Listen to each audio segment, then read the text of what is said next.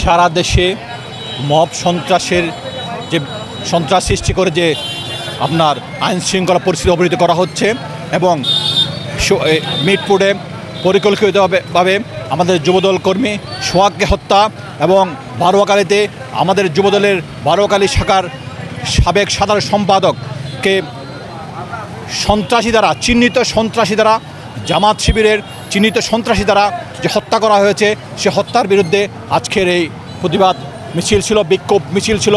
আমরা এই বিক্ষোভ মিছিল থেকে আজকে যারা সন্ত্রাস করছে তাদেরকে সাবধান করে দিতে চাই। আমরা সারা বাংলাদেশে আমরা তারেক রহমানের নেতৃত্বে জাতীয় যুবদল ঐক্যবদ্ধ আছি, ঐক্যবদ্ধ থাকবো ইনশাআল্লাহ। আজকে এই ইন্টারিম গভর্নমেন্টকে আমরা হুঁশিয়ার করে বলে দিতে চাই অতি দ্রুত সময়ের মধ্যে নির্বাচনের তারিখ ঘোষণা করে একটি সুষ্ঠু নির্বাচনের মাধ্যমে দেশের শান্তি শৃঙ্খলা ফিরিয়ে আনার উদাত্ত আহ্বান জানাচ্ছি আমরা। এবং সাথে সাথে আজকে আমাদের যুবদলের কর্মী এবং যুবদলের যে সাবেক নেতাকে খুন করা হয়েছে, রহিমকে যে খুন করা হয়েছে, যে চিহ্নিত সন্ত্রাসী দ্বারা তদন্তপূর্বক গ্রেপ্তারপূর্বক সর্বোচ্চ শাস্তি নিশ্চিত করার জোর দাবি জানাচ্ছি।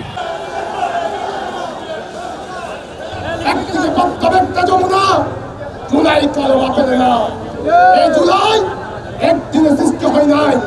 দীর্ঘ 17 বছর ফ্যাসিস্ট সরকারের বিরুদ্ধে এই দেশের ইমানদার মুসলমানেরা, হিন্দু বৌদ্ধরা ঐক্যবদ্ধভাবে এই জালেমের বিরুদ্ধে দিনের পর দিন দিনে দিনে আন্দোলন গঠন করে সেই জুলাইয়ের আগস্টে 5 আগস্ট এই স্বৈরাচারকে বিশ্বের অন্যতম নিকৃষ্ট স্বৈরাচার শেখ হাসিনাকে দেশ থেকে পালানোর ব্যবস্থা করেছে।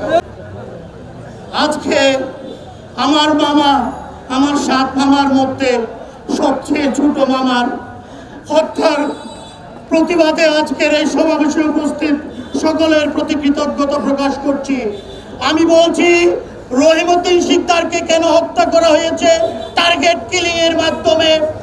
আপনারা জানেন, বারোয়াখালীতে বিগত ফ্যাসিস্ট সরকারের আমলে ধানের শীষ নিয়ে নির্বাচন করে রহিমউদ্দিন সিকদারের বড় ভাই শফিকুর রহমান সিকদার এই রহিমউদ্দিনের জনপ্রিয়তায়, রহিমউদ্দিনের তত্ত্বাবধানে, রহিমউদ্দিনের গ্রহণযোগ্যতার কারণে সেদিন ফ্যাসিস্ট সরকারের হাজারো অপচেষ্টার মধ্যে জনতাকে সাথে নিয়ে তার ভাই রহিম সিকদার, মরহুম রহিম সিকদার শফিকুর রহমানকে ধানের শীষ নিয়ে জিতিয়ে এনেছিলেন।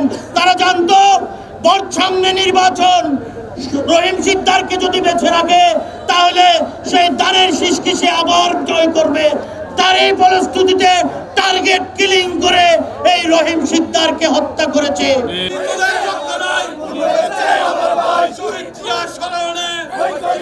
গুপ্ত সংগঠন 17 বছর যারা স্বৈরাচার গণতান্ত্রিক আন্দোলনে যারা উপস্থিত ছিল না, যারা পালিয়ে গিয়েছিল, আজকে সারা বাংলাদেশের মানুষ যখন আধুনিক বাংলাদেশের সর্বদ্রষ্টা দেশনায়ক তারেক রহমানের নেতৃত্বে যখন একটি গণতন্ত্রের দিকে বাংলাদেশ যাচ্ছে, বাংলাদেশের ক্ষমতায় আসীন হচ্ছে, বাংলাদেশের ভবিষ্যতে তারেক রহমান প্রধানমন্ত্রী হবে, সেই মুহূর্তে জামাত শিবির রাজাকারেরা তারা নতুনভাবে ষড়যন্ত্র শুরু করে দিয়েছে।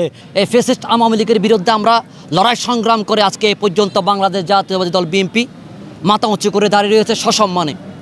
5 আগস্টের পরে আমরা বাংলাদেশে একটি সুষ্ঠু গণতন্ত্র ফিরিয়ে আনার জন্য, মানুষের ভোটাধিকার প্রয়োগ করার জন্য, নিরপেক্ষ সুষ্ঠু একটি ভোটের জন্য আমরা সবসময় বলে যাচ্ছি। কিন্তু আমাদের বিরোধী শক্তি যারা বিগত 17 বছর এই ফ্যাসিস্ট আওয়ামী লীগের সাথে আতাত করে ক্ষমতায় ভাগাভাগি করেছে, তারাই আজকে ষড়যন্ত্র করে বাংলাদেশের একটি সুষ্ঠু গণতন্ত্রকে তারা বিভিন্নভাবে ব্যাঘাত করছে।